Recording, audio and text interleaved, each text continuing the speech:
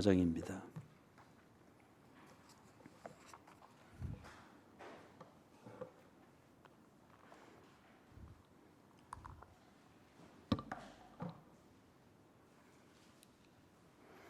민수기 14장 1절에서부터 10절까지 같이 읽습니다. 온 회중이 소리를 높여 부르짖으며 백성이 밤새도록 통곡하였더라. 이스라엘 자손이 다 모세와 아론을 원망하며 온 회중이 그들에게 이르되 우리가 애굽 땅에서 죽었으면 이 광야에서 죽었으면 좋았을 것을 어찌하여 여호와가 우리를 그 땅으로 인도하여 칼에 쓰러지게 하려 하는가?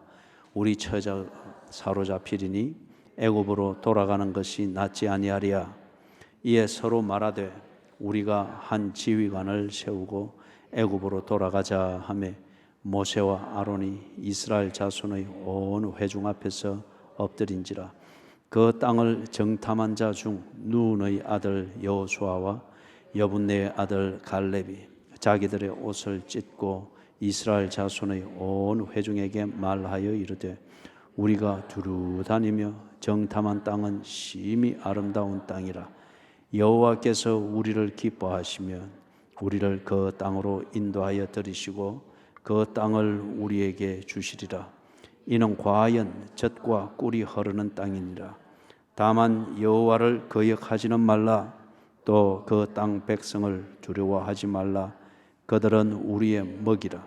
그들의 보호자는 그들에게서 떠났고 여호와는 우리와 함께 하시느니라.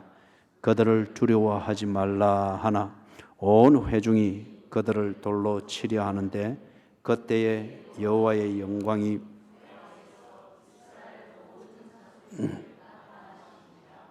아멘. 주일 오후 예배 시간에 이렇게 설교를 하게 되는 것은 참 오랜만인 것 같습니다.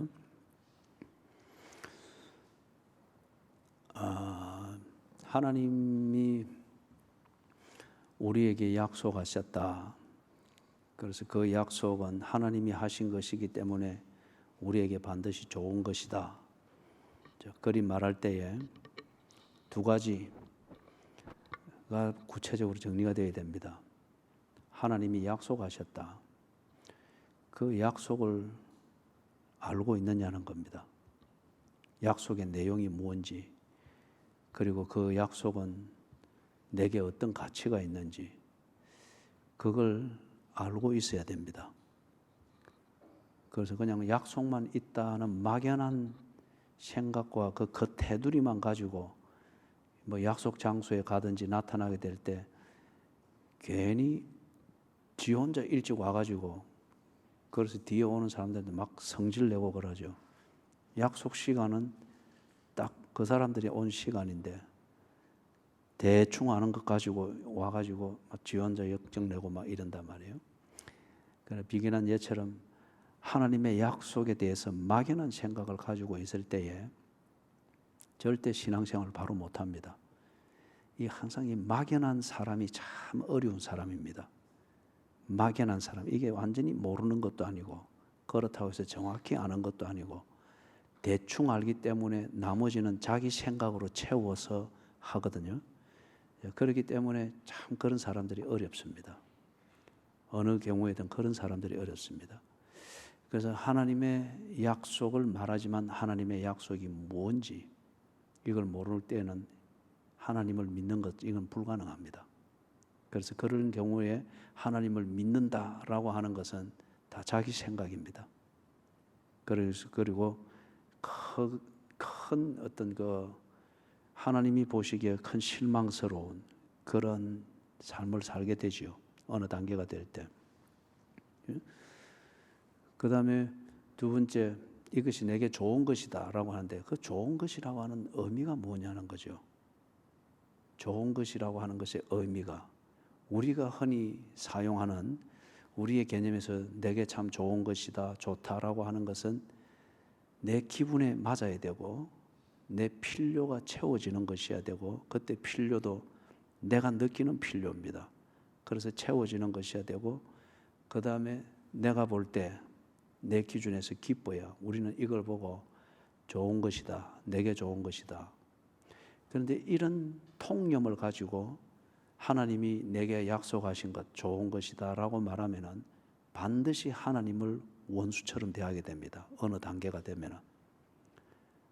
그리고 교회에서 결국 어느 단계가 되면 교회의 원수처럼 행하게 되는 것, 그게 다 이런 자기 방식의 좋은 것, 또는 하나님의 사랑, 하나님은 선하신 분, 또 하나님은 우리를 실망시키지 않는다, 이걸 자기 방식으로 이해하고 그게 자기의 믿음의 털이 딱 되어 있기 때문에 결국에는 하나님과 원수가 됩니다. 하나님과 원수가 되니까 하나님에 관한 모든 것에 대해서는 적대적이 되어지죠. 이 부분이 정리가 되어야 됩니다. 좋은 것이다. 이럴 때는 하나님 보시기에 좋고 그리고 하나님과 나와의 관계에 유익을 끼치는 그 내용입니다. 그 내용에 있어서 좋은 것이다, 나쁜 것이다, 이게 판단이 되어야 됩니다. 그래서 바울이 이걸 터득하고 난 뒤에 하나님의 좋으심, 그 약속의 선하심, 그리고 그 약속에 머물러 있는 것이 우리에게 궁극적으로 좋은 것이고 최선이다, 이걸 깨닫고서 표현한 게 뭡니까? 로마서 8장 28절, 모든 것이 합력하여 선을 이루느니라. 모든 것이 합력하여 선을 이루느니라. 거기서 합력한다는 그 요소에는 때로 가난이 있고, 때로 질병이 있고, 때로 원수 취급을 당함이 있고, 때로 싸워야 되는 때가 있고, 때로는 묵묵히 견뎌야 하는 때가 있어서 억울하게 지나가는 시간이 있고, 이 모든 것입니다. 이 모든 것이 다 필요하다는 거죠. 바울이 돌아보니까 그 모든 것은 오늘을 위해서 다 필요했다. 그리고 그런 것을 통해서 내가 참 하나님을 알게 되었고, 하나님과의 관계의 그 소중함, 하나님의 신실하심을 깨닫게 되었다. 그래서 모든 것이 합력하여 선을 이루느니라. 제가 이 두 가지를 이야기를 했습니다. 하나님은 약속을 하신다. 그 약속이 그럼 뭐냐 하는 걸 알아야 됩니다. 약속이 만들어지는 그 다음 시점부터 만들어지는 행동의 내용입니다. 그리고 약속이 딱 체결되는 그 시점부터 그 다음부터 보내는 시간과 노력의 목적과 가치를 판단하는 기준은 정해진 겁니다.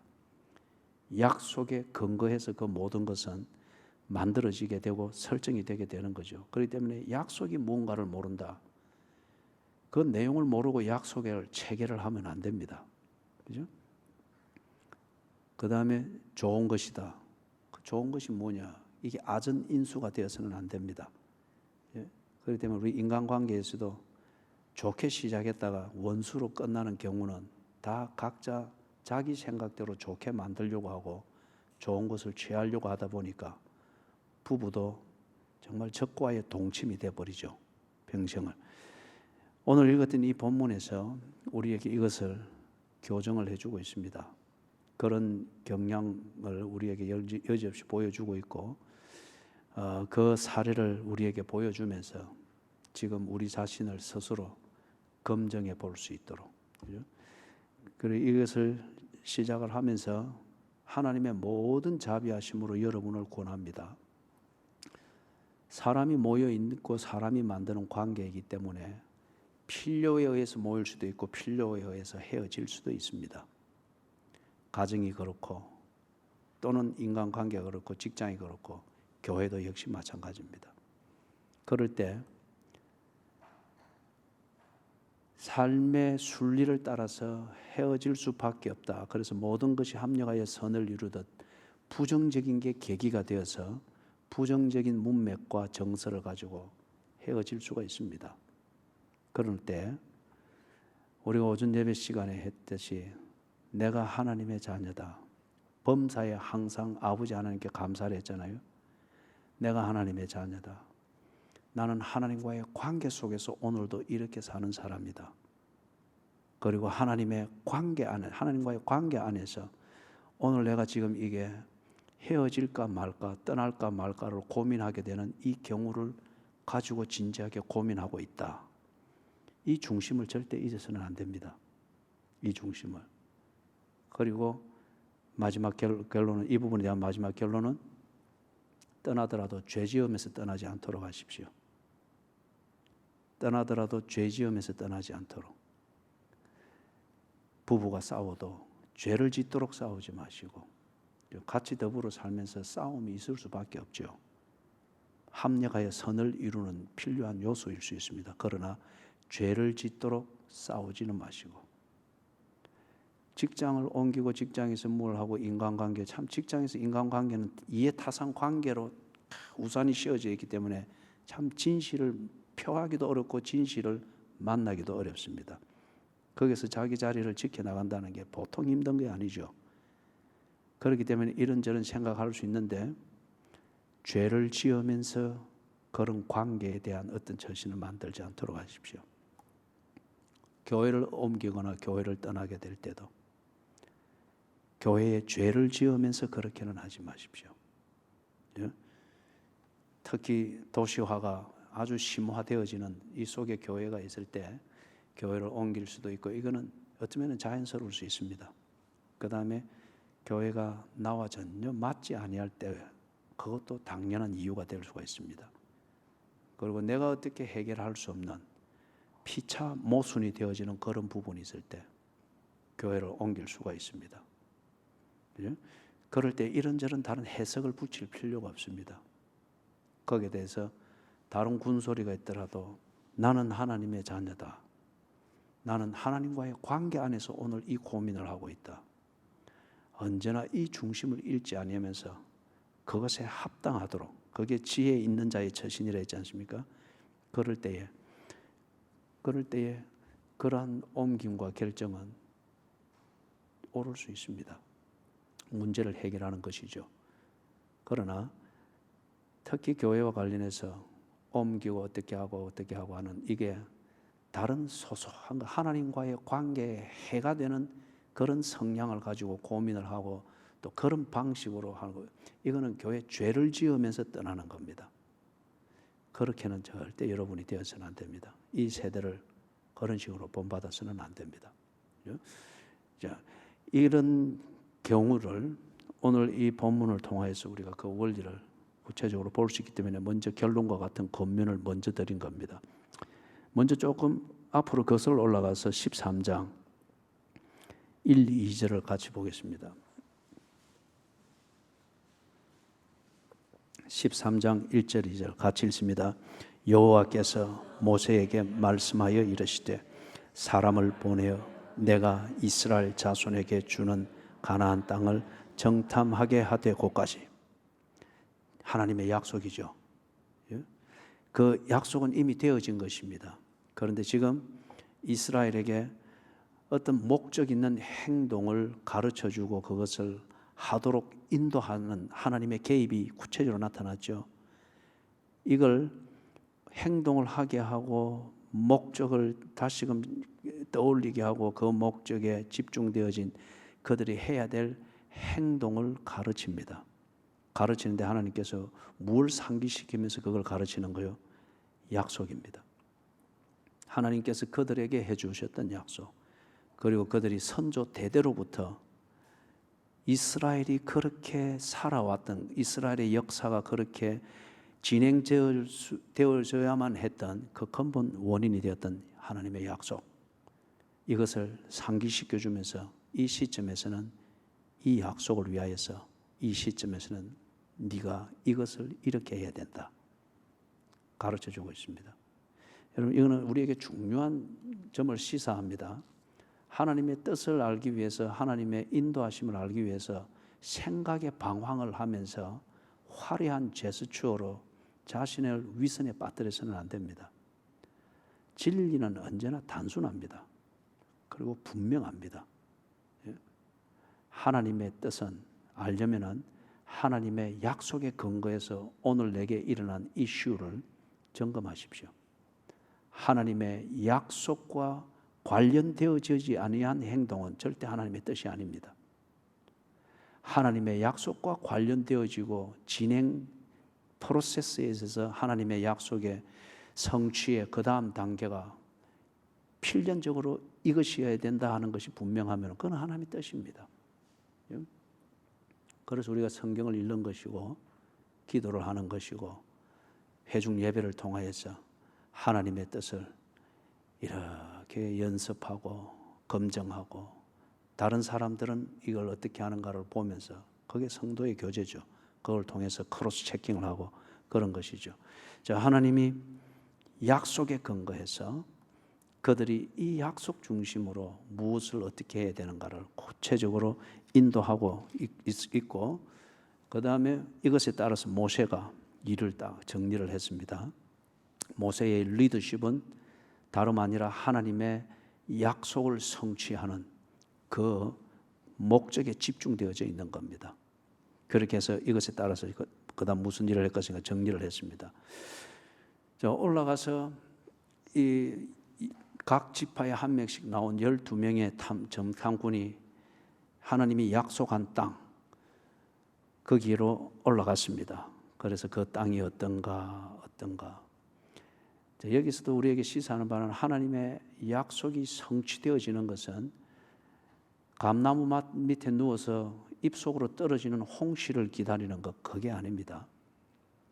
하나님께서 약속을 만드시고 약속을 성취하기 위하여서 십자가에 못 박히는 이 사건을 통해서 보았듯이 하나님은 그 모든 것을 이루는 과정에 복종하셨습니다.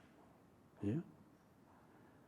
너무 힘들어서 얼굴을 돌리기도 하고 땀이 땅에 떨어지는 핏방울같이 되기도 하고, 인간들은 하나님이 빨리 와 약속을 안 지키느냐, 우리를 감은 이슬로 쏘긴 거 아니냐 힐문할 때도 약속이 성취되어지는 이걸 위하여서 하나님은 그 시간을 묵묵히 끌어가셨습니다. 원성을 무시하고도 묵묵히 끌어가셨습니다. 그것처럼 하나님이 우리에게 약속하셨다, 감동적입니다.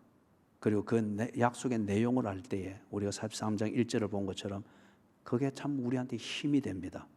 그러나 그게 내 현실이 되고 밥상의 내용이 되고 내 삶의 내용이 되어지는 이 reality 또는 substance를 만들기 위해서는 내가 그렇게 살아야 됩니다. 약속을 향해서 가는 우리의 일상적인 삶이 있어야 됩니다. 그래서 12명을 보냈습니다. 가서 그 땅을 정복하고 그 땅을 개간하고 그리고 그것을 위해서 어떤 순서와 어떤 투자를 하면서 해야 되는지 보라는 거예요. 그래서 갔는데 쭉 다 봤습니다. 뭐 땅이 그 눈앞에서 재주를 부리겠습니까? 1년 지은 그 농산물이 그 눈앞에서 뭐 변덕을 부리겠습니까? 무슨 말이냐면 그들이 가서 본 것은 하나님의 약속이 성취되는 현장의 사실을 그대로 목격했습니다. 한쪽에 가서 앉는 건 좋은데 거기서 안일하게 예배를 드리는 걸 몸에 익히면 안 돼요. 예배에 불이 나도록 하십시오. 예배에 불이 나도록. 가서 그들이 보았던 것은 해석을 본 것이 아니고 또 누군가의 설명을 들은 것이 아니고 그들은 가서 사실을 목격했습니다. 언덕은 어떠며 골짜기는 어떠하며 강수량은 얼마나 되며 그 강수량일 때 지금 농산물은 과수농사는 어떠하며 그 다음에 밭의 농사는 어떠하며 이런 사실, 현장이라는 이 사실을 그들이 그대로 보았습니다. 해석이 없습니다. 설명이 없습니다. 그리고 권면이 없습니다. 사실과 즉 현장과 약속을 받고 행동으로 옮기고 있는 이 사람들 사이에 어떤 교감이 만들어지는 이 지금 행동이 있을 뿐이에요. 자, 그런데 이제 돌아왔습니다. 40일 동안 그걸 하고 난 뒤에 13장 25절에서부터 이제 이 보고를 합니다. 보고를 하는데, 왜냐하면 이 약속을 성취해 나가는 이 공동체가 그 다음 어떤 행동을 하기 위해서 기다리고 있잖아요. 그렇기 때문에 이들의 보고는, 현장 보고는 방향을 결정하고 행동을 결정을 하는 아주 중요한 문제입니다. 그래서 약속의 성취의 과정에 이르게 하느냐, 아니면은 약속을 저버리게 만드느냐, 중요한 결정적 역할을 하게 되는 이 시점입니다. 현장 보고입니다. 25절에서부터 29절 같이 한번 읽어보십시다. 40일 동안 땅을 정탐하기를 마치고 모세와 아론과 이스라엘 자손의 온 회중에게 나와 그들에게 보고하고 그 땅의 과일을 보이고 모세에게 말하여 이르되 당신이 우리를 보낸 땅에 간즉 과연 그 땅에 젖과 꿀이 흐르는데 이것은 그 땅의 과일이니이다. 그만큼 지금 이게 이 리포트, 이 보고는 전적으로 사실을 그대로 나열하고 있죠. 그죠? 눈에 담아온 걸 그대로 지금 풀어서 그들 앞에 딱 보여주고 있습니다. 그 다음에 28절에서 여기에 보고 온 이 목격자들의 사견이 드디어 첨가됩니다. 28절에서부터 28절, 29절 같이 있습니다. 그러나 그 땅 거주민은 강하고 성읍은 견고하고 심히 클 뿐 아니라 거기서 아낙 자손을 보았으며 아말렉인은 남방 땅에 거주하고 헷인과 여부스인과 아모리인은 산지에 거주하고 가나안인은 해변과 요단가에 거주하더이다. 그러나 이 말은 우리가 지금 전해주고 전달해주는 이 사실만 보면서 당신들이 낙관적으로 생각하면 안 됩니다. 거기에 숨은 이런 의미가 있습니다. 모세로부터 권위를 부여받고 가서 정탐을 하고 왔기 때문에 이들은 공동체의 신림을 얻고 있습니다. 그리고 그 권위가 있습니다. 이걸 가지고서 이제 사실이라고 하는, 목격하고 온 사실이라고 하는 이 보면 누구나 인정할 수 있는 이 자료 위에서 28절 이하에서 그러나로 시작되어지는 자신의 사견을 붙이고 있습니다. 그런 권위가 있기 때문에 사람들은 이 사람들의 말을 거의 믿고자 준비가 되어 있습니다. 그 다음에 이들이 쓰는 자료는, 자기의 사견을 붙이는 그 자료는 사실입니다. 땅이 이러하고 농산물이 이러하고 사람들이 이리 살고 그건 누구도 부정하지 않는 명백한 사실입니다. 이 두 가지 위에 자기의 사견을 붙입니다. 이게 얼마나 위험천만한 일인지 이해가 되세요? 얼마나 위험천만한 일인지. 그래서 예수님께서 말세의 징조를 말하면서 어느 한 부류에게 경고를 했죠. 지 똑똑하다고 해서 언제나 위기를 느끼게 만드는 사실이 있을 때 거기에 대해서 자기 사견을 붙여서 여론을 움직이려고 하는 이런 사람들이 있어요.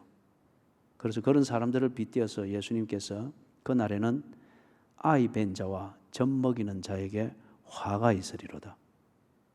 1차적으로는 그런 환난과 전쟁 상황에서 아이 베고 빨리 피난을 간다는 게 그 자체가 무리입니다. 그 다음에 젖 먹여야 되는 이때에, 그죠? 아이는 배고프다고 막 울어 잤는데 피난길을 그렇게 간다. 이게 참 아이를 가지고 있다고 하는 이 자체가 때로 자기에게는 저주스럽게 여겨질 정도로 곤란한 상황이 되겠죠. 1차적으로는 그 그림입니다. 그런데 이걸 가지고 뭘 비유하느냐? 꼭 지 방식대로 아이를 먹이려고 하고 꼭 지 방식대로 여론을 조작하려고 하고 지 사견대로 내가 느끼는 대로 사람들을 움직이려고 하는 자들. 그죠? 그래서 지 눈에 맞는, 지 방식에 맞는 꼭 아이를 낳고 아이를 키우듯이 그러한 자기의 사람들을 만들려고 하는 사람들, 종교의 힘을 빌어가지고 또는 성경의 이름으로 이래 하는 자들이 화가 있으리로다. 사견을 첨가한다는 게 분명 누구나 인정하는 사실입니다. 그리고 그 사실이 어떤 의미를 가지느냐 하는 것을 부여하는 것, 이는 정말 위험한 일이에요. 거기다가 사람들이 그 사람을 믿어주는 권위가 있을 때, 그럴 때 자기의 사견을 첨가한다는 게, 거기다가 지금 이런 식의 사견이 첨가되는 것, 이 사람들의 이 10명의 정탐꾼이 하는 해석이 어떤 겁니까? 왜 28절에서는 거기에 갑자기 형용사와 부사가 많이 등장을 하죠. 그 땅 주민은 강하고 성읍은 견고하고 심히 클 뿐 아니라, 여러분 특히 우리 그 청년들, 말이 화려하고 형용사와 부사를 많이 쓰는 그러한 사람은 소개팅을 딱 할 때 그대로 끝내야 됩니다. 너무 아름다워요. 그건 끝내야 됩니다. 그래도 키가 크고 목사님 분위기가 나서 나는 좋은데요. 가면 끌고 오십시오. 형용사 또는 부사를 문학적인 면에서 이것을 제대로 쓰면 참 아름다운 시가 되고 참 아름다운 문학이 되죠. 그런데 이걸 의미 없이 목적 없이 이걸 막 쓰게 될 때에 그 글은 참 유치한 가문이설이 됩니다. 그래 보면은 이 조강지처들이 팔방미인 같은 남편이지만은 가정에는 아무 도움이 안 되는 쓸데없는 남편들이 있죠. 그죠? 뭐 우리 교회는 그런 분들이 아무도 없습니다만은, 갑자기 목이 타고 말라지고.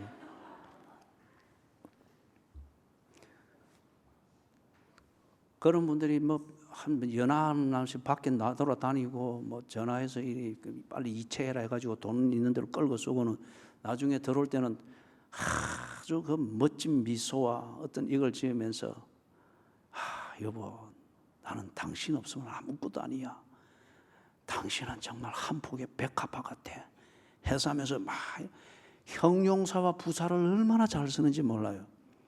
그러면 이 순디 같은 이 아내는 또 거기 홀빵 넘어가가지고, 그죠?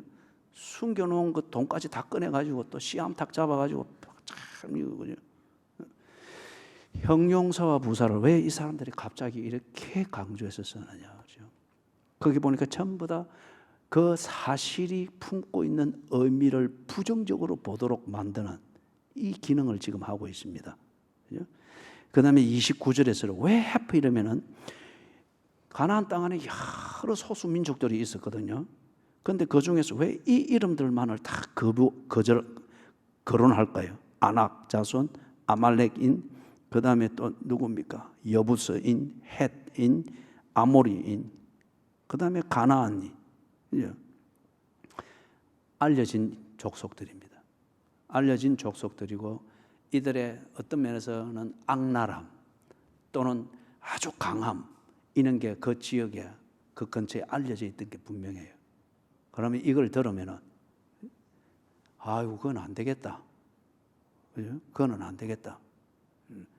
그런 식의 것을 가지고 뭔가 이 딱 분위기를 조장하는 거. 왜 하필이면 강조할 것들이 많을 수 있는데 이걸 강조해서 딱 겁을 집어먹을 수 있는 이걸 하는 얘기죠. 자, 여기서 지금 25절에서부터 29절에 제가 강조했던 그겁니다. 분명히 보고 왔습니다. 사실을 이야기하고 없습니다. 그 다음에 이 사람들은 그 공동체로부터 이 사람들이 하는 말은 믿어야 된다라고 여길 정도로 권위가 있습니다. 거기에 이 조건을 위해서 이들이 지금 뭘 하고 있는가? 자기의 사견을 더하고 있습니다. 사견을 더하고 있는데 이게 권면 형식이고 공동체를 걱정하는 형식으로 나오지만은 초점은 어디에 가 있습니까? 안 된다. 포기해라. 계란으로 바위 치는 격이다. 지금 이걸 생각하겠다. 그런 정서가 형성되도록 만들고 있단 말이에요. 이게 옳으면은 참 이 사람들은 예방을 제때한, 그래서 나라를 구국한 사람들이 됩니다. 이게 틀렸으면은 혹세무민입니다. 그래서 아이 벤 자와 젖 먹이는 자에게 화가 있으리로다. 거기에 해당이 될 수가 있습니다. 그래서 앞에서도 강조했습니다만은 이 사실이라는 이것과 사람들이 나를 믿어준다는 이 신뢰도와 권위를 가지고 있는 이 기본 조건에서 자기의 사견을 가지고 뭔가 사실에 대한 의미를 해석을 만들 때 정말 조심해야 됩니다. 예? 부모가 자식의 일에 관여할 때도 똑같은 원리며 부부간에 배우자의 일에 또는 의견에 관여할 때 똑같은 원리며 교인들이 서로 간에 권면하고 뭔가 친교랍시고 뭐 이래 할 때 한마디씩 거드는 거 정말 조심해야 됩니다. 우리 교인들 중에 한 번씩 옆에서 자꾸 곁다리 끌고 역성 부리다가 내한테 무한당한 분들 몇 분 있죠. 그죠? 그 습관 고쳐야 됩니다. 그 다음에 보십시다. 갈렙이 딱 났습니다. 30절 같이 읽습니다. 갈렙이 모세 앞에서 백성을 조용하게 하고 이르되 우리가 곧 올라가서 그 땅을 취하자 능히 이기리라. 그런데 거기에 다른 의견이 있으나 갈렙과 같은 이 의견이 있으나 이거는 이미 소수입니다. 그죠? 다수에 의해서 묻혀버렸습니다. 그래서 31절에 그와 함께 올라갔던 사람들은 이르되 이들이 지금 10명이잖아요. 12명 중에 10명이 지금 이 입장이단 말이에요. 그들이 갈렙을 막으면서 그대로 대세를 가지고 일어나면서 말하는데 우리는 능히 올라가서 그 백성을 치지 못하리라. 이제 더 노골적으로 나옵니다. 그들의 입장이에요. 앞에서는 이걸 사견의 형식으로 말해서는 지금 이거는 자기들의 입장입니다. 단호하게. 그들은 우리보다 강하니라. 그 다음에 그 정탐한 땅을 악평했습니다.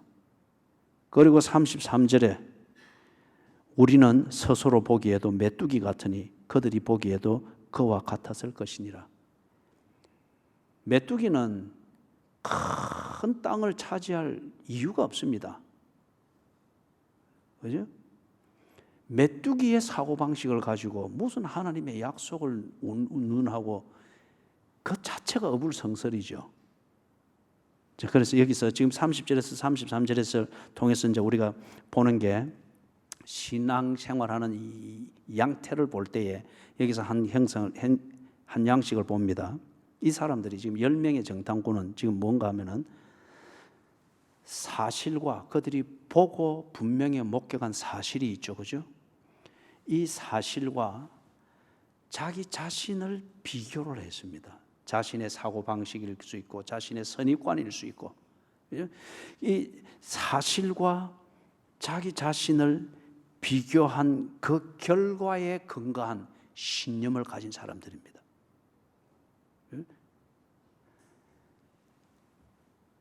우리가 똑같은 이 부산에 삽니다. 그리고 똑같은 지금 경기의 곡선을 그리는 이 경기를 지나가고 있고 똑같은 정권 아래에서 정치적 어떤 그러한 현상을 겪어가고 있습니다.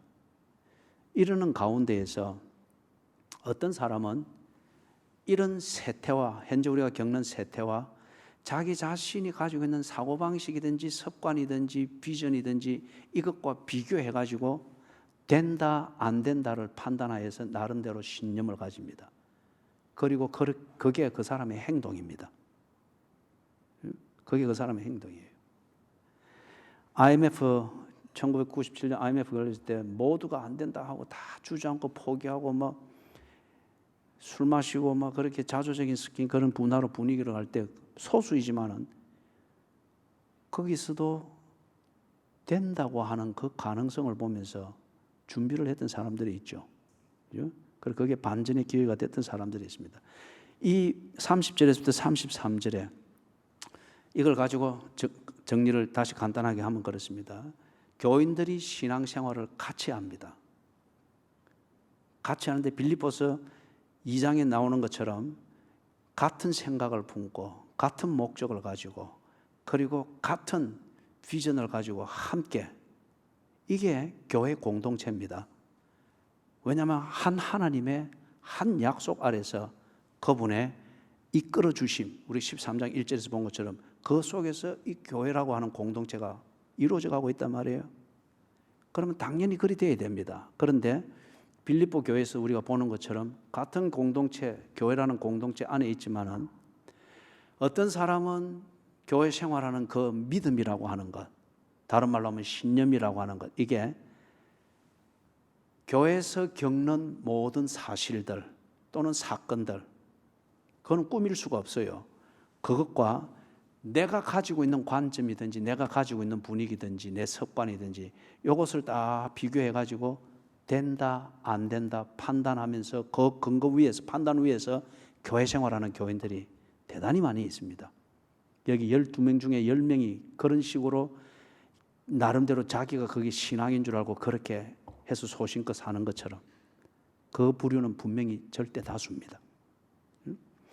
교회 생활이라는 이 사실, 그리고 그걸 사실은 늘 경험하고 있잖아요. 이후에 자기의 성향, 이것을 다 비교해서 된다 안 된다를 가지고서 교회 생활, 자기 방식의 신앙 생활을 해나가는 사람들이 있습니다. 여기 13절을 가지고서 그런 경우의 사람에게 이 33절의 근거에서 이렇게 권면하면 그렇습니다. 메뚜기에게는 젖과 꿀이 흐르는 약속의 땅이 필요가 없습니다. 너무 큽니다. 메뚜기에게는 그걸 줘도 그게 복이 아니고 화가 됩니다. 관리를 못하고 경작을 못하면 황무지가 되잖아요. 그 다음에 14장으로 이제 넘어와서 보니까 1절, 2절, 3절, 여기 이제 백성들이 난리가 났죠. 온 회중이 소리를 높여 부르짖으며 백성이 밤새도록 통곡하였더라. 철하기도 하는 것 같습니다. 예? 이 백성들은 참 빨리빨리 하나가 되는 것 같아요. 어떤 사건이 있고 사건에 대한 의미가 던져지면 거기에 대해서 아주 빠른 반응을 보이고 일체감이 있는 것 같습니다. 예? 그런데 여론이 움직이는 것, 다수가 출렁거리는 분위기를 가지고서 무슨 신앙 공동체가 제대로 간다, 그리 말할 수 없습니다. 저의 신앙의 근거에서 가지는 신학적 결론은, 목회에 대한 신학적 결론은 그겁니다. 교회는 큰 대형 교회를 만들어서 사람을 모아놓는 것, 이게 목회의 결론이 되어서는 안 된다고 저는 믿습니다. 그것은 훈련과 준비를 위해서입니다. 흩어져야 됩니다. 건강하고 강인하고, 그리고 하나님의 약속을 알고 약속을 위해서 하나님이 providence, 섭리하시는 것에 대해서 민감하게 캐치업하면서 쫙쫙 따라갈 수 있는 그런 진정한 개개인으로서의 교회를 준비시켜서 하나님의 부르심을 따라 때가 됐을 때 그렇게 흩어지고 어떤 면에서는 건물을 남기는 것에 목적을 두어서는 안 된다고 저는 그렇게 생각합니다. 그런데 지금 14장 1절, 2절, 3절에서 나오는 이런 분위기를 현대 교회는 이걸 교회의 이상적인 어떤 모습으로 생각을 하죠. 뭐가 있으면 딱 하나로 모이고 하나로 쭉 밀고 나가고 그래서 재미가 있고 그래서 이런 방식의 하나됨을 위하여서 이런 이벤트도 하고 저런 이벤트도 하고, 오늘 오전 예배 때로 그걸 비교해서 말하면은 지혜가 있고 없고 이거는 상관없이 우선 재미있고 우선 뭘 많이 모이고 이래 하면 되는 것처럼. 그런데 여기에 뭐가 있습니까? 이들의 통곡하며 철야기도 하고 뜻을 모아서 방향을 의논하고 결정을 하는 이 공동의회에 그 중심에는 뭐가 있습니까? 하나님의 약속은 없습니다. 그리고 그 약속을 인도하시는 하나님을 존중함이 없습니다. 하나님이 하셨던 약속을 보고자 하는 이 집중력이 없습니다. 누구나 다 할 수 있는 것. 위기를 느끼면 이쪽으로 옮기고 불편함을 느끼면 또 저쪽 대안을 취하고, 이 메뚜기 같은 발빠른 그런 움직임일 뿐인데 여기에 수십만 명의 사람이 여기에 동조해서 꺼이꺼이 울어 사니까 멀리서 듣기에는 아주 은혜받은 철학기도회처럼 들립니다.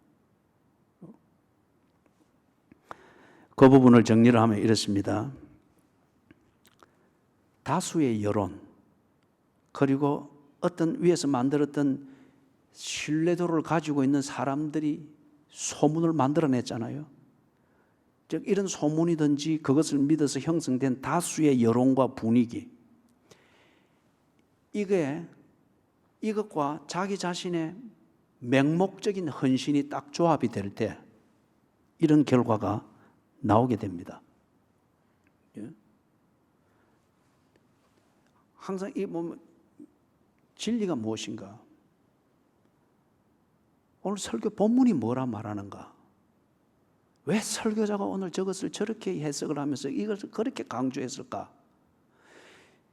이 설교를 치면은 그 본문과 듣고 있는 나 사이에서의 이 진지한 교감, 이것을 가지고서 하나님의 약속이 무엇이며 오늘 나를 인도하시는 하나님의 뜻은 무엇일까?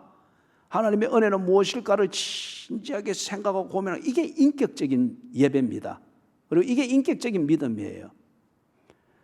그것보다는 그런 것과는 상관없이 우선 이래 좀 뭐 편안한 분위기, 안 그러면 분위기 한 번씩 붕붕 띄워주는 것, 그리고 또 뭐 안에서 보면 그 회중석에 보면 꾼들이 있어요. 그런 분위기를 지배하는 그 교회 들어가면 그런 꾼들이 있어요. 한 번씩 쓸데없이 아멘 해서 하고, 그죠? 할렐루야 해서 하고, 그죠? 그런 광대들은 쫓아내야 됩니다. 그래야 진지하게 아멘, 아멘, 이 소리가 매도가 안 되죠. 그런데 이제 그런 분위기에 휩싸여 가지고 그래 하면은 듣는 게 그 시간이 뭘 듣는가는 상관없이 뭐 재미있고 편안해요. 이제 그러면서 이 교회 좋다, 뭐 성도들을 만나는 게 좋다, 뭐 네 만나기 천국 같다. 그래 해서 막 열심히 이제 교회라는 울타리 안에서 생활을 합니다. 그런데 한쪽에 세워놓고 조용히 물어봅니다. 요즘 아주 부쩍 열심인데 무슨 일이 있습니까? 좋아서 안 그럽니까? 뭐가 그리 좋은데요? 어느 집사 만나면 일이 편하고 뭐 하면 편하고 예배를 드리면 그리 편하고 이 교회 같은 설교가 없습니다. 그 사람 보면 늘 자고 있어요. 잠자기 좋은 설교라서 그런가? 그런 게 맹목적인 헌신이라는 거예요. 왜 이 봉사를 하는지, 왜 헌금을 하는지, 왜 내가 예배 생활을 해야 되는지, 왜 내가 때로는 설교에서 본문이 호통을 치는 것이니까 그러한 호통 소리가 때로는 인간적으로 들을 때 내가 뭘 있다고 앉아있나 싶게 여길 수 있는데, 본문이 그럴 때에 예수께서 호통치는 그것을 전달할 때에 설교자는 최대한 그 파토스, 그 감성을 전달해야 됩니다. 그럴 때에 그걸 알면서 묵묵히 견디고, 그럴 때에 주님의 말씀을 듣고 거기서 뭔가 있을 것이다를 생각하면서 듣고, 이런 게 없이 그저 그걸 보고 맹목적인 헌신이라는 거예요. 그럴 때에 이런 다수의 여론이, 어차피 그들은 다수의 여론과 분위기에 묻어서 맹목적 헌신을 만들었기 때문에 다수의 분위기와 그 말꾼들의 분위기가 만들어내는 분위기가 전혀 다르게 갈 때에 이전에 그 분위기에 실려가지고 만들었던 맹목적 헌신이 의미가 없는 거예요. 방향을 잃어버린 거예요. 그럴 때 이리 꺼이꺼이 웁니다. 꺼이꺼이 울고, 그죠? 고민을 하게 되고, 그렇죠. 사랑하는 여러분, 헌신의 말의 의미를 깊이 새기십시오. 말 그대로, 문자 그대로 하면은 내 몸을 그대로 드리는 겁니다. 자, 정신 차리고 좀, 그래, 정신을 좀 차리십시오. 저도 많이 바뀌었죠, 그죠? 이전 같았으면 막 이랬었는데, 자, 정신 차리십시오. 이게 얼마나 인자합니까? 예? 예. 자, 예. 헌신, 말 그대로 우리의 몸 자체를 드리는 거죠. 이 말은 삶 자체를 드리는 거죠. 이게 맹목적일 때 그 사람이 얼마나 무너지겠어요, 뒤에 가면은. 얼마나 무너지겠어요. 이 헌신이 만들어지는 이유와 헌신해야 될 이유와 이 헌신의 가치, 나의 이 헌신을 보장해주는 보정, 이것을 여러분이 먼저 알아야 됩니다. 그러기 전에는 함부로 뭐 헌신, 봉사 그래 안 하셔도 돼요. 그래 안 하셔도 돼요. 그죠? 예. 그리고 이제 특별히 우리 청년들의 그 입장 같으면 그죠? 오빠 못 믿어. 그 말하는 사람 절대 믿으면 안 돼요. 오빠 못 믿어. 그죠? 절대 그러면 하면 안 돼요. 거기다가 이 막 인상까지 써가면서 그죠? 머리까지 넘겨가면서 오빠가 말이야. 그럼 절대 믿으면 안 돼요. 그죠? 그래도 믿으라고 깝죽이면 또 어떻게 하라 했습니까? 끌곳이라는 거예요. 믿을 만한지 안 한지를 보여줄 테니까. 자, 그래서 14장 1절, 2절, 3절 거기서 다수의 여론 아니면은 분위기를 지배하는 소문, 그것과 나의 맹목적 열심 또는 헌신이 부딪힐 때 사람이 이렇게 무너집니다.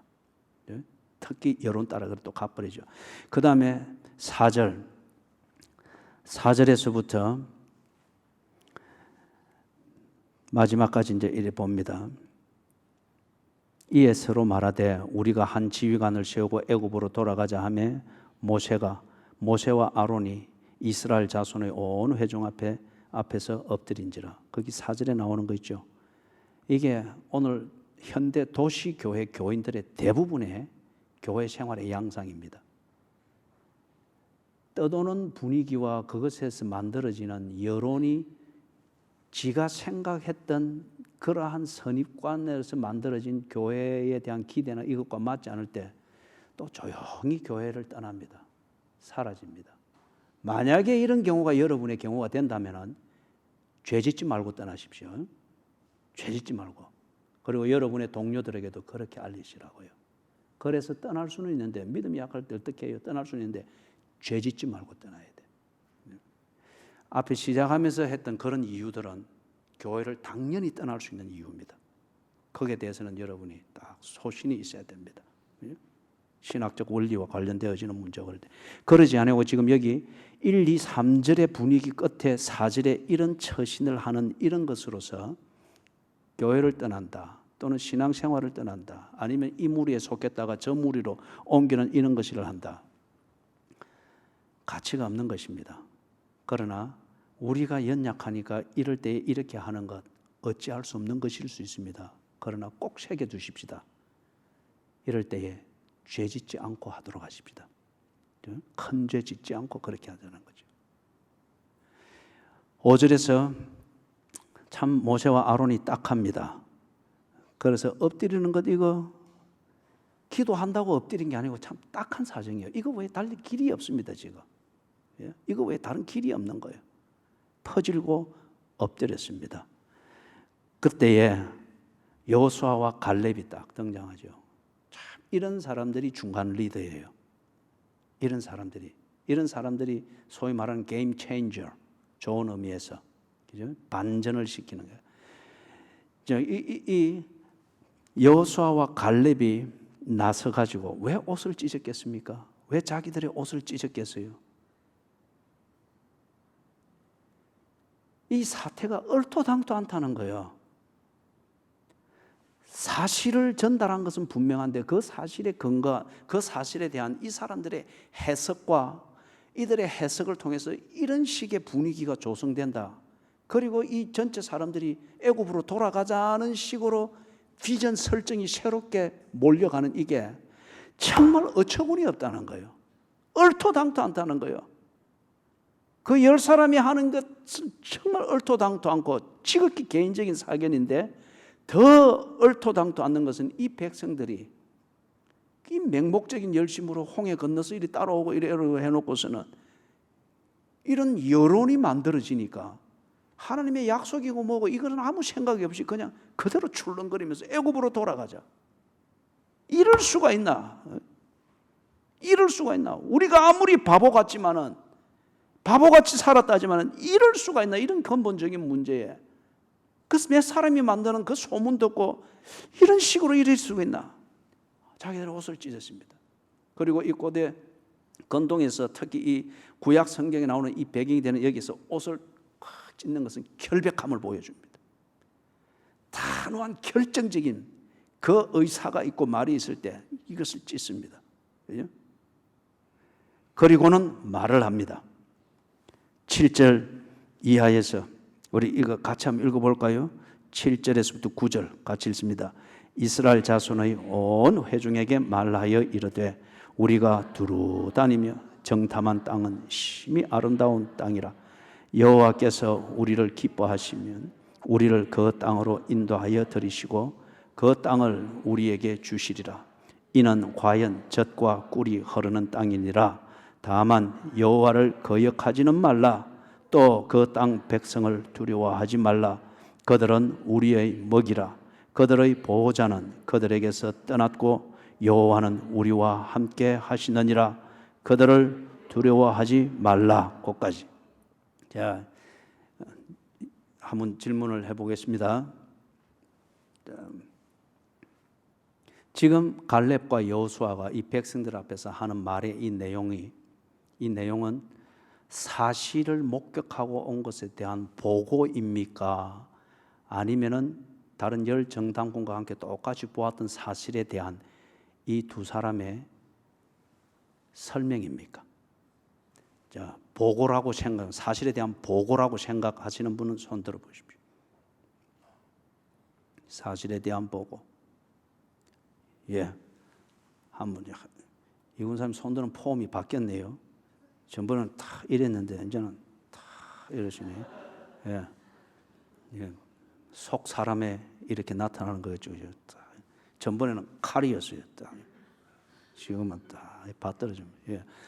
그러면 이건 12명이 같이 목격한 사실에 대해서 여호수아와 갈렙의 사견이라고 그렇게 생각하시는 분 손 들어 보십시오. 예. 예. 좋습니다. 두 분. 현재 1대2입니다. 그러면 안 된 절대 다수는 뭐란 말입니까? 그러면 또 다른 표현으로 가면 또 해볼게요. 손들 기회를 어떻게 만들어줘야지. 제가 생각해도 너무 인자해졌어요. 그죠? 어떻게 손들 기회를 만들어 드려야지. 똑같이 본 사실에 근거해서 그것에 대해서 여호수아와 갈렙 자기 자신의 신앙 고백을 설명하고 있는 것이다. 한번 손 들어보십시오. 예, 좋습니다. 손 내려주십시오. 확실히 인자하니까 사람들이 많이 모이네요. 그죠? 손님. 그리고 후자 쪽입니다. 앞에서 이야기했던 것은 일반적으로 말할 때는 이거는 일반적으로 볼 때는 여호수아와 갈렙의 사견입니다. 마찬가지로 열 정탐꾼이 자기들이 본 사실에 근거해서 안 된다라고 말한 것도 자기들의 사견입니다. 그런데 이 사견이 만들어진 기준이 뭐냐? 앞에 열 정탐꾼은 자기의 사견, 자기가 본 사실에 대해서 자기 나름의 해석을 내려서 사견을 붙인 것은 하나님의 약속하고는 무관한 것이었습니다. 하나님의 약속하고는 무관한 것이고 단지 자기 자신들이 살아온 경험 또는 자기 자신들이 가지고 있는 선입관, 이것과 자기가 본 사실에 근거한 이것을 비교해서 가진 결론을 가지고 사견을 만들었습니다. 그런데 지금 여호수아와 갈렙은 자기들이 가지고 있는 하나님의 약속에 대한 신앙입니다. 이걸 그들은 사실로 믿었고 실제로 믿었고 하나님의 약속에 근거해서 우리는 출애굽했고 광야 생활 40년을 거쳐서 지금 여기에 왔다. 40년을 거친 게 아니죠. 지금 약 1년을 거치면서 가데스 바네아에 지금 여기 왔다. 그들은 그렇게 믿고 있습니다. 그래서 그들이 그렇게 믿고 있는 믿음과 하나님의 약속을 믿는 믿음과 똑같이 복격했던 이 사실, 이것을 다 비교해서 그들이 이 결론적인 설교를 하고 있는 거예요. 믿어라. 우리가 믿듯이 너희들도 믿어라. 우리가 같은 약속을 가졌지 않느냐. 그 약속을 하신 하나님께서 약속 때문에 우리를 홍해를 건너게 했고 지금 1년 동안 이렇게 인도해 왔지 않느냐. 내가 이것을 믿듯이 믿어라. 그리고 이 믿음을 우리가 출애굽을 했고 광야 생활을 시작하고 있는 이 경험했던 시간이 증명을 하고 있지 않느냐. 믿어라. 지금 그겁니다. 이건 어떤 면에서 여호수아와 갈렙의 설교입니다. 이 설교는 사실과 그 다음에 하나님의 약속을 믿는 요 믿음의 근거에서 만들어진 설교와 같은 권면이고 어떤 그런 거죠. 이걸 반대편에서 볼 때는 이들의 선동하고 있다라고 볼 수 있는 개인적인 얘기일 수도 있겠죠. 그러나 그 성격상 볼 때 여호수아와 갈렙의 신앙 고백입니다. 여호수아와 갈렙의. 사랑하는 여러분, 앞에서 열 정탐꾼이 자기들 방식으로 사실을 해석하고 그것에 대해서 뭔가 결론을 딱 내리게 될 때 보이는 것은 아무것도 없었습니다. 소위 말해서 비전이 탁 닫혀버렸습니다. 예? 메뚜기가 되어버려 놓으니까 사람에게 준 약속이 보일 리가 없습니다. 메뚜기에게는 사람은 너무 크기 때문에 안 보입니다. 반면에 여호수아와 갈렙이 절대 소수이지만은 절대 소수이고 이미 대세는 어느 한 방향으로 기울어진 상황이지만은 여호수아와 갈렙은 그들이 보지 못한 걸 보고 있습니다. 하나님의 약속, 이 약속을 믿는 믿음, 그리고 이 약속이 진행되어져 가고 있는 그 과정에 있는 이 약속의 땅이라고 하는 이 사실을 똑같이 보고 왔잖아요. 그래서 하나님의 약속을 믿는 믿음으로 이 사실을 딱 해석을 하니까 뭔가가 보입니다. 뭔가가 보입니다. 해야 할 일이 보입니다. 그리고 할 수 있는 길이 보입니다. 해낼 수 있는 길이 보인다는 거예요. 그 다음에 그것을 그리 했을 때에 그 결과가 보입니다. 세 가지 중요한 거예요. 해야 할 이유가 보입니다. 두 번째, 그것을 해낼 수 있는 길이 보입니다. 세 번째, 그 결과가 예상이 되어집니다. 하나님의 약속을 믿는 믿음에서 똑같은 자원, 똑같은 사실, 똑같은 기회라고 하는 것을 하나님의 약속을 믿는 믿음에서 딱 보게 되어지니까 이 세 가지가 딱 보이더라는 거예요. 그렇게 가야 될 이유, 그걸 해낼 수 있는 길, 그렇게 했을 때의 그 결과가 어떨 것인가 예상이 되어지는 거예요. 우리는 이걸 보고 비전이라고 합니다. 비전. 비전은 보는 거잖아요. 내다보는 거잖아요. 무엇을 통해서 내다보느냐. 앞에 열 정탐꾼은 자기들의 선입관과 자기들의 경륜과 그 다음에 그것에서 형성되어진 사고방식 내지는 선입관이라는 창을 통해서 보니까 메뚜기밖에는 안 보였어요. 여호수아와 갈렙은 똑같은 비전이고 똑같은 땅이고 똑같은 자원이고 똑같은 시간인데 하나님의 약속 이것을 믿는 믿음, 그거는 검증됐잖아요. 가장 최근에는 지금 약 1년 동안 광야 생활을 해오면서 검증됐잖아요. 약속으로 가는 길이라고 하는 것을 약속을 믿는 믿음에서 똑같은 그 사실과 경험을 딱 보니까 의미가 딱 나옵니다. 하나님의 말씀을 순종해야 될 이유가 딱 분명하게 보입니다. 두 번째, 그 순종하는 것을 통해서 이 과제를 해낼 수 있는 길이 보입니다. 세 번째, 그리 했을 때의 결과가 어떨 것인가 충분히 예상이 되어집니다. 눈에 보이니까 이들의 권면에 힘이 있습니다. 특별한 수사와 부사와 형용사를 가지고 홀리지 아니할지라도 단호하고 힘이 있습니다. 여호와께서 우리를 기뻐하시면 들으시고 주시리라.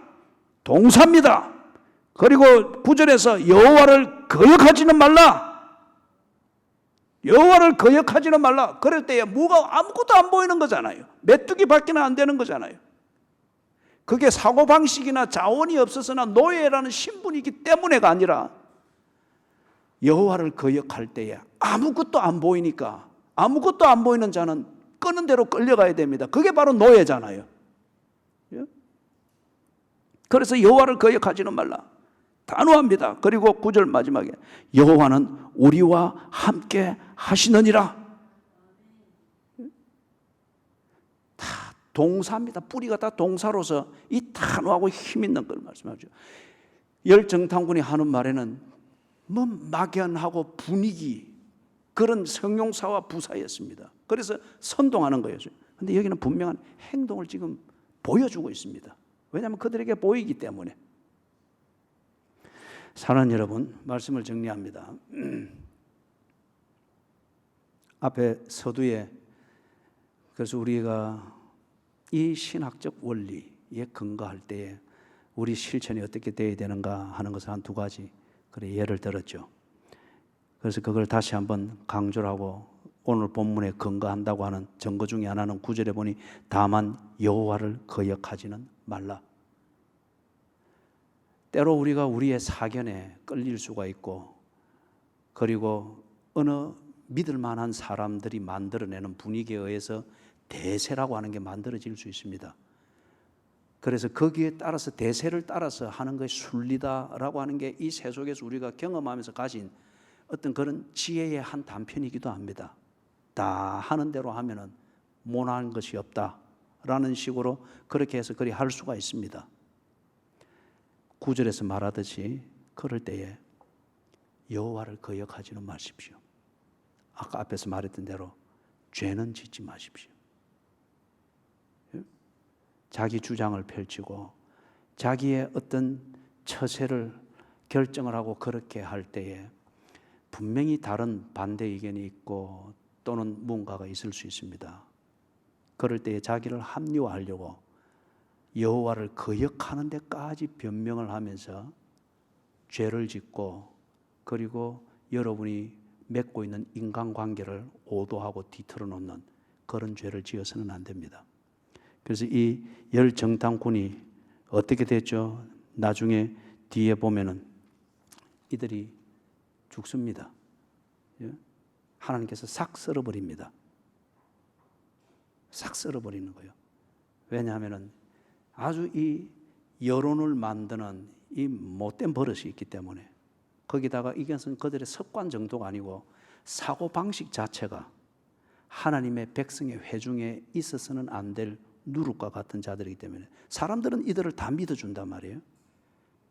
사람들의 신뢰와 그들과 공동체가 부여하는 권위 이 속에서 비전을 다 닫아버리는 거예요. 하나님을 여호와를 거역하게 만드는 거예요.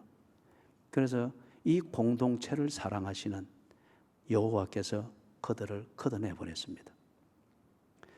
사랑하는 여러분, 그렇기 때문에 이런 파란만장함이 있는 이스라엘이라는 공동체에서나 이스라엘이 그렇게 살아가는 이유는 하나님의 약속 때문이었습니다. 하나님이 약속한 대로 이끌어 가시기 때문에 우리는 이걸 어려운 표현으로 섭리라고 합니다. Providence, 섭리라고 합니다. 그리고 이 약속이 이 공동체에게 정말 있어야 되고 선한 것이고 좋은 것인 이유는 이 약속을 따라가는 것을 통해서 그들은 하나님과의 관계, 그 관계에 근거한 교제를 더욱더 배우며 그 관계 안에서 누리게 되는 그 모든 것을 공급받게 되는 것이기 때문에 그 절정의 증거가 뭐였죠? 이 혈통들을 통하여서 예수 그리스도 구주가 나셨습니다. 그 복음이 우리에게 전해졌단 말이에요.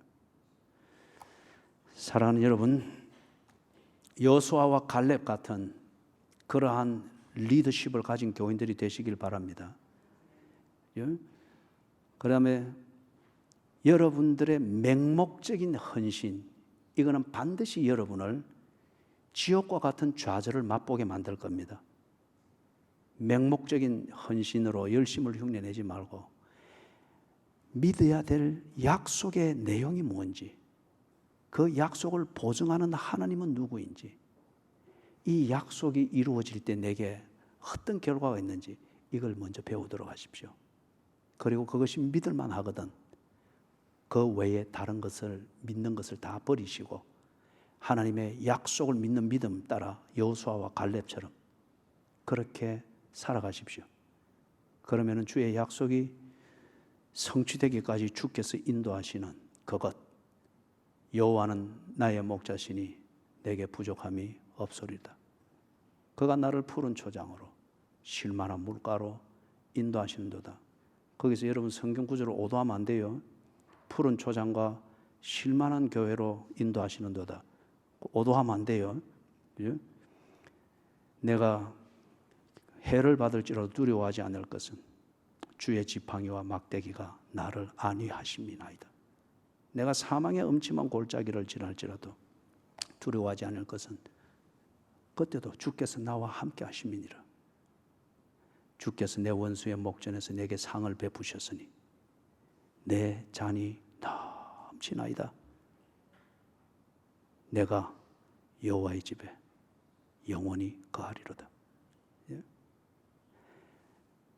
하나님이 내게 하신 약속, 그 약속의 내용이 뭔지, 이 약속은 누가 보증하는지, 이 약속이 이루어질 때 정말 살아볼 만한 가치가 있는 인생을 살았다라고 찬양하게 되는 건지, 그걸 먼저 점검하십시오. 그래서 대세를 만드는 그런 꾼들이든지 그런 속살거리는 소리든지 아니면은 신학 비슷한 그런 얘기들에 속아서 휘청거리지 않기를, 심지가 견고한 그리스도인들 되기를 주님의 이름으로 축원합니다. 야, 우리 그걸 한번 불러볼까요? 다 같이 일어나셔서 주는 완전합니다.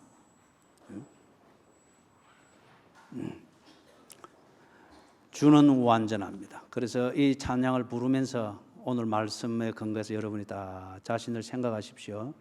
어느 시점에 와 있는지, 뭘 두고 고민하는지, 어떤 결정을 만들고 있다고 하면은 하나님의 약속에 근거한 믿음으로 내게 주어진 기회 아니면 사실을 해석하여 이 결정을 하고 있는지, 여러분들이 이걸 묵상을 하면서 이 찬양을 부르고 우리가 함께 간절히 기도하십시다.